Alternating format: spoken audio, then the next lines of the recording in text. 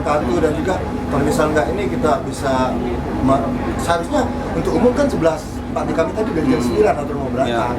Karena lebih baik katanya untuk umum, ya sudah kami umum aja. Berarti seterusnya minat naik LRT ya Pak ya? Oh iyalah, lebih cepat kan? Iya. Kalau misalnya memang waktunya memang lebih cepat, nggak terhambat. Ongkos oke, nggak kemahalan? Masa sih kalau untuk kita masyarakat biasa ya. Sesuai dengan fasilitas Iya, yang sesuai dengan fasilitas. Oke. Dan Bapak siapa Pak? Pak Febri. Sama Pak, Bapak?